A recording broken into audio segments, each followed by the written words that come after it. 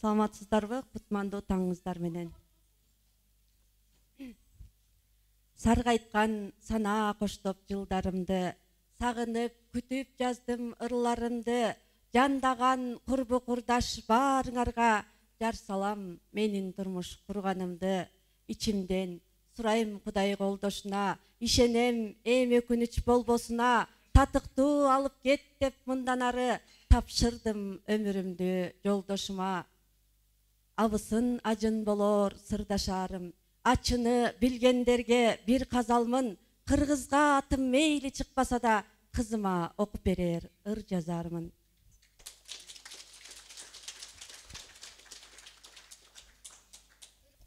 Жолон Мамутов.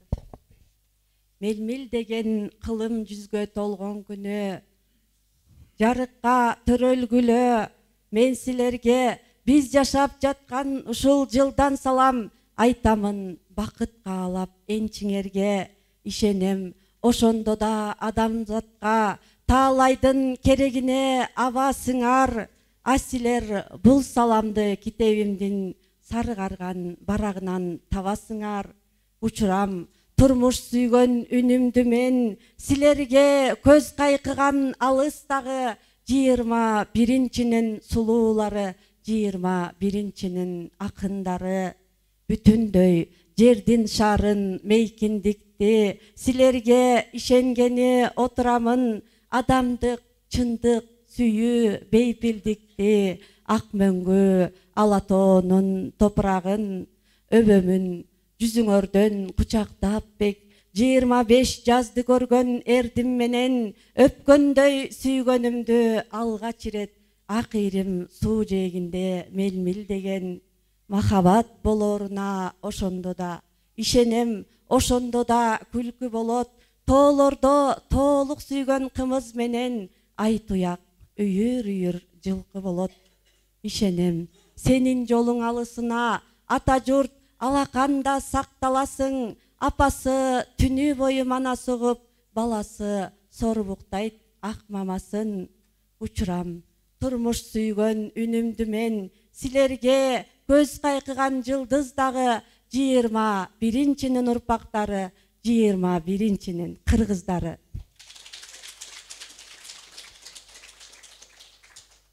Мекенге, мекенине мен түшүнбөй баркаңды, мекен ата айта берип дартымды. Сурабапмын сендеги абал кандайын, сурабапмын бүтүнүңдү, жартыңды. Миңе келди, миң бир түрлү сүйлөдү, бирок сага бир чындап күйбөдү. Кайдан тап, кантип кадап бере алам, кымкабыңа катар түшкөн түймөңдү. Арыздансаң, айтсаң көптүр арманың, көркүң кетти, тытмаланды жан жагың.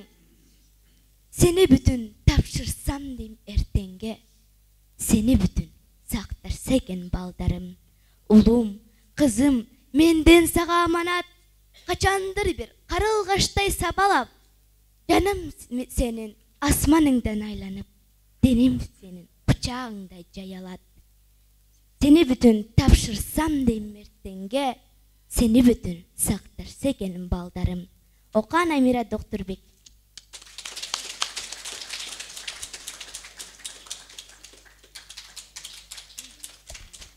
Сыныбай Турсунбеков.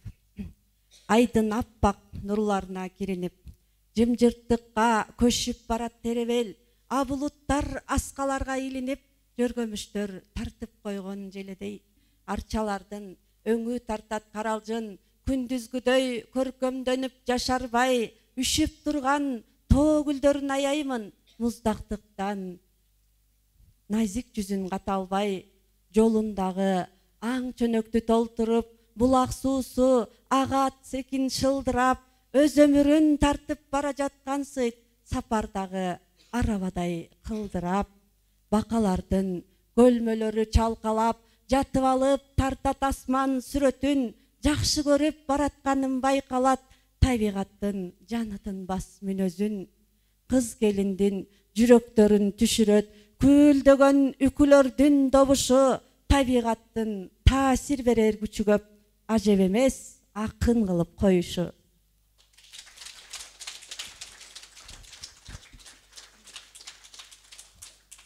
көпкө кийдим, көйнөгүм да эскирди. Көргүм келбейт бул күндөрү эч кимди, карегимде оту барын кусанын кимдер билди, ким билсе да кеч билди. Уйку сурап атат азыр ак таңым, уйку сурайт иш кылганым, басканым, үйүм күңүрт, күйгүм тартса айлана, үргүлөөнүн үлгүсүндөй акшамын.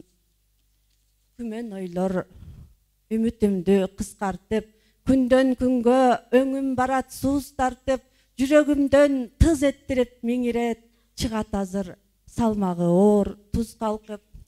Кадимкидей күлүп тосуп күзүмдү, баштагыдай жаркыса дейм жүзүмдү, көктү жиреп баскан кездер каякта, жер бетинен таппай жүрөм изимди.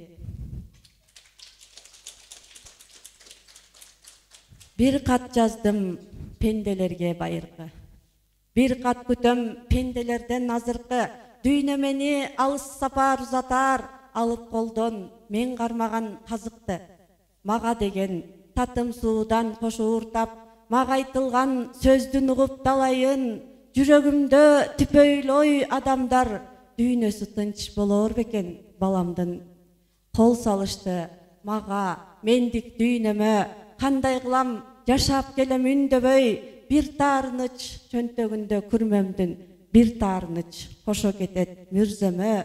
Ортодомун сактап бирдей араны, ортолукка бекем кагып казыкты, бир кат алдым пенделерден байыркы, бир кат күтөм пенделерден азыркы.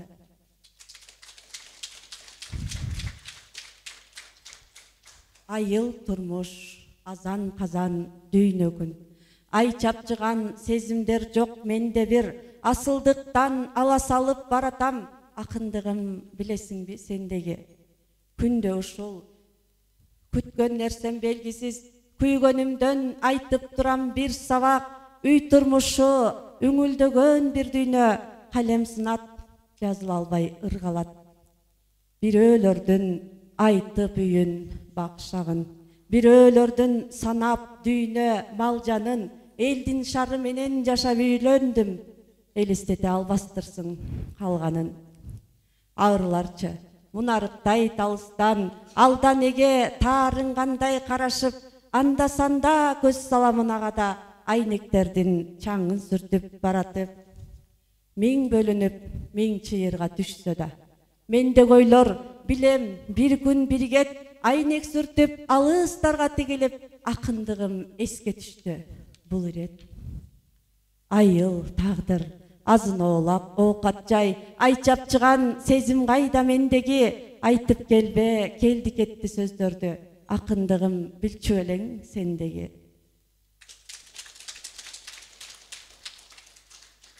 Көркөмүн ойдун издөөгө, көк асман беттеп кол сунам, башка ишим деле толтура, Чеховду окуп олтурам. Кошунам келдиң кеч десен, баягы сөзүң бүтпөгөн, кыжаалат боло карадым кыжырга толгон жүз менен. Анымды деле байкабай, агытып сөздүн чабытын, кайнене келин кармашын, абысындардын чабысын. Балдардын камы, нан, чайы, коңшумдун сөзү кайдагы, Чеховду окуп олтургам, калтырдым экен кайданы. Түгөнбөс ойдон күндө миң, түгөнүп барат күлгөнүм, ортосу менин үй бүлөм, ортосу менин дүйнөнүн. Ансайын тилим күрмөлө, айткым бар эме бирдеме, айтсаң айт Чехов тууралуу, айтпасаң анда сүйлөбө. Күттүрүп көпкө саргайтып, көктө бир жылдыз жангансып, Чеховду окуп олтурам, башка ишим бүтүп калгансып.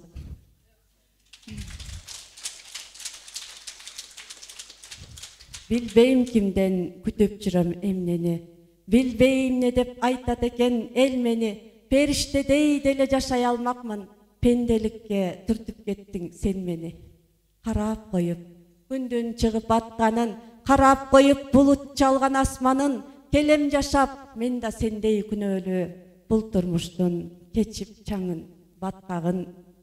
Улам күндөр барат чачтай суюлуп, улам жашоо мага кызык туюлуп, жамгыр менен бир ыйладым, тазардым, жамгыр болду жашым менен куюлуп.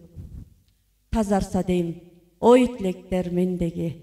Тазарса дейм, бүт адамзат жердеги, периштедей келет жашоо кечиргим, пенделикке түртпө кайра сен мени.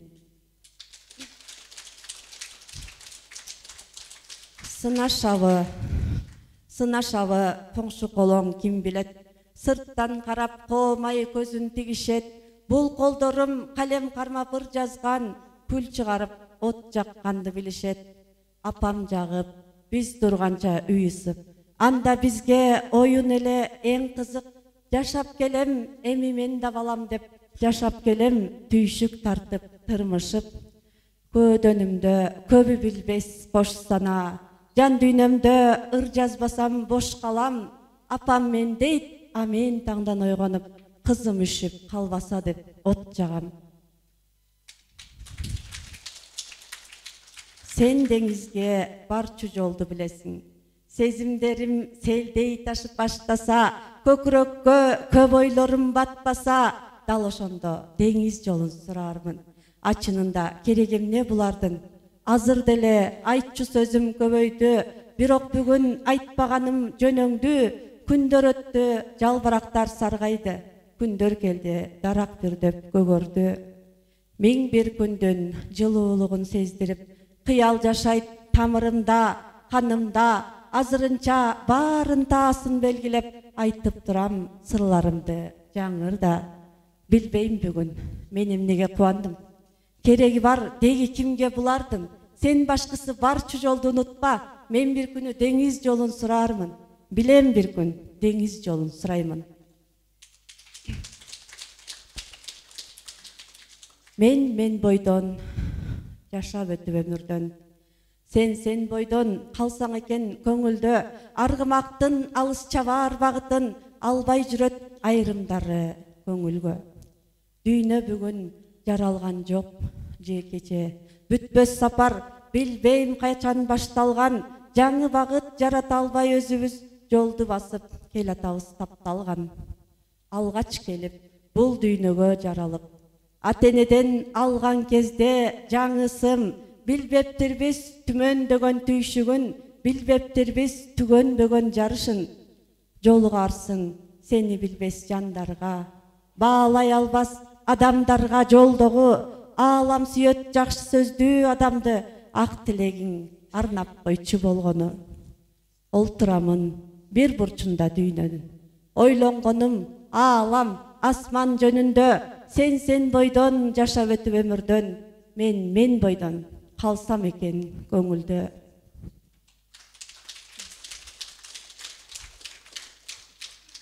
Ыр жазчудай дүйнөм бүгүн ашыгат, ырды койчу демек балким ажарым, сезип иштен аяп жүрөт ал мени, куйкалаган өрттүү ырдын азабын арачалап калсам дейттер аландан. Азаптарды менден алыс ыргытып, ой бөлүнөт, шыңгыр этет, чыны колдон жылмышып, кир чайкалбай турат эле тыштагы, жууркандарым жайыла эле кыштагы, туш тарабым бүтпөс оокат өзүм, турам азыр аалам кезип учканы.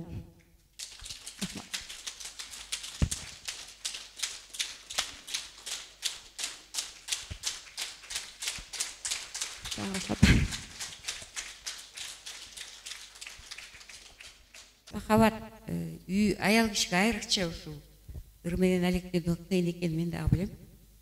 Махаббат аябай үй бүлөнү да тең, поэзияны да тең алып барып жатканы үчүн мен аябай рахмат айткым келет сага. Негизи ыр жазганда мелкомго жараша болот да.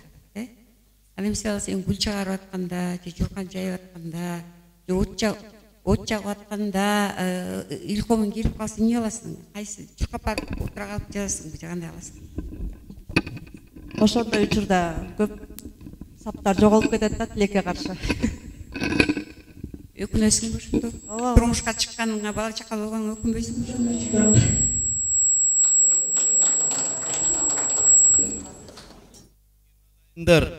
Бүгүнкү таңды поэзия менен, ыр менен баштап атабыз.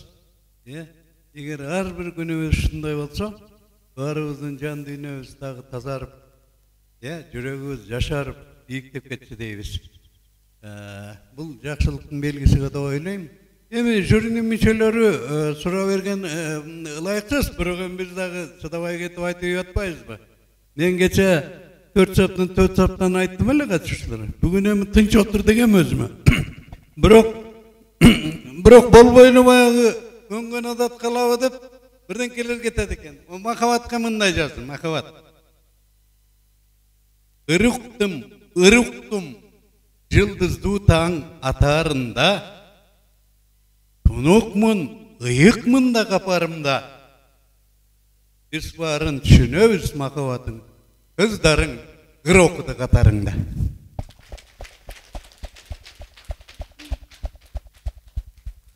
Махабат, сен ошо ырларың мындай жетилген ырлар экен.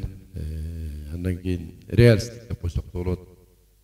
Себеби дегенде бул поэзияда негизи аны көп билет, көп билбейт, ыр жазгандар деле билип билбей деле ыр жаза берет, билесиң өзүң. Поэзияда акын же болбосо лирикалык каарман болуш керек да, туурабы? Ошол лирикалык, сен лирикалык каарманың ошо элеттеги жай турмушту, элеттин ошол ачуу таттуусун, ысык суугун, наа күйгөн аял затын образын берип атасың да, бул жакшы. Анан эми сага каалоо тилек, эми аны менен эле чектелбейт, себеби поэзия жалаң эле ошону менен чектелип калбайт. Ал образ, метафора, символдор жөнүндө да ойлоно жүрү деген каалоо тилек бар да. Чоң рахмат. Терең ыраазычылык билдиребиз агай. Саламатсыздарбы, урматтуу фестивалдын катышуучулары. Мен Бөлөкбай Шеримбеков, Белтер мамлекеттик телерадио компаниясынын катчысымын. Жакшы сөз бар. Жер жарылса акындын жүрөгүн өтөт дейт. Анан махабат, сен чыгарбачы адам экенсиң. Ушу сенин жан дүйнөңгө, алыскы Ат Баш районундагы кайсы бир олуттуу маселелер, көйгөйлөр тынчтык бербейт. Ошонун бир ырсаптарында чагылдырайын деген оюң барбы? Себеби биз билебиз, Ат Баш району өтө алыскы район, маселелер толтурулса керек. Мен ушуну уккум келет да сизден. Чоң рахмат. Негизи Ат Баш районунун эли өзү мындай топуктуу эл да, көп нерсеге шүгүр кылабыз дегендей. Анан сиз айткандай жеке эле Ат Баш эмес, жалпы мекендин маселелери мени ойлондурат. Буйрса жазасыз.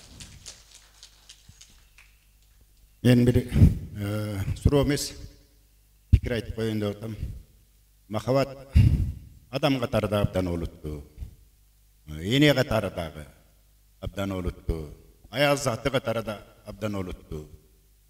Дал ошол олуттуулук чыгармачылыгына толугу менен өткөн да.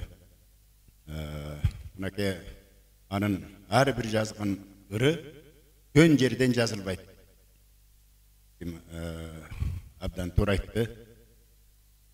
Акбаров мунун ойлору да олуттуу, ырлардагы көркөм сүрөттөрү да олуттуу, жоопкерчилиги да олуттуу. Мына азыркы кичинекей кечени андай мындай иллюзияга алдырбай, абдан олуттуулук менен, жалаң поэзиянын күчү менен өткөрүп атат. Бул жагы да абдан олуттуу болуп атат. Жоопкерчилигинин олуттуулугу ушул мына өзүнчө бир жаңылык болуп атат. Өзүнүн кызына ырларын окутканын өзү дагы. Бул керек болсо бизге чейин сабак боло турган жагдай. Биздин балдарыбыз биздин ырларыбызды окуйбу, эки сабыбызды жатка билеби? Бул жагынан дагы абдан бир мага кече жакты. Ушул изденүүчүлүгү дагы. Мына ал бүгүнкү окулган ырлардын тематикасынын түрдүүлүгү дагы. Барысы ушу эненин жүрөгү менен, барысы аял затынын жүрөгү менен өткөндүгү дагы мындай көңүл бурууга арзыйт. Андыктан олуттуу кечени биздин олуттуу алыстар тобу дагы жаман эмес баалайт болуш керек деген ишенимде. Чоң рахмат. Дагы барбы суроо? Махабат, азыр окуган ырлардын баардыгы кынтыксыз ырлар экен, баардыгы жакты. Бирок ошонун ичинен кайсынысын жазып атканда өзгөчө кыйналып азап тарттың? Көп убакыт иштедим. Бул жерде жана дүйнөкүн мен бойдон жашап өт өмүрдөн, сен бойдон калсаң экен көңүлдө. Ушулардын үстүндө көбүрөөк иштедим. Мындай. Көпкө чейин жазбай, оюмда көпкө чейин жашап жүргөн ыр ушул болду. Махабат, мекенге деген ырыңды мен да көркөм окудум эле. Мекенени мен түшүнбөй баркыңды, мекен ата, айта ерип тартымды, сурабапмын сендеги абал кандайын, сурабапмын бүтүнүңдү жартыңды. Деп атпайсың банан, кайдан таап, кантип кадап бере алам, кым кабыңан, катар түшкөн түймөңдү деген саптарыңан, сени бүтүн тапшырсам дейм эртеңге, сени бүтүн сакташса экен балдарым деп айтып атасың. Накта эне катары, накта аял заты катары мекенге арналган ушунчалык сезимтал ыр деп ойлойм да. Анан ошо мекен тууралуу ырлардын бир өзгөчө кырдан ачып берген поэтикалык табылган деп эсептейм. Ушул ырыңды кандай учурда жаздың, ушундай саптар сага кантип келип калды? Чоң рахмат. Бул баарыбыз эле күбө болгон Баткен окуясы учурунда шуну жүрөгүмдөн өткөрүп, мекенибиз тынч болсо экен, мекенибиз бүтүн болсо экен деген бир сезим менен жазылган ыр болчу. Бүтүн бойдон сакталса экен келечекке. Чоң рахмат. Акын деген кээ бир ырларды окусаң аябай кынап калган, кээ бир кынтыгы жок ырлар болот да. Анан ошол сөздөн улам мындай сөз келип чыкса керек деп ойлойм. Акын жасап эмес, жашап жазыш керек депчи. Ошол Махабат эженин ырлары жашап жазылган ырлар экени көрүнүп турат. Эже сизге ак жол. Чоң рахмат. Рахмат сизге. Терең ыраазычылык билдиребиз. Сонун сезимдерди тартуулап бердиңиз.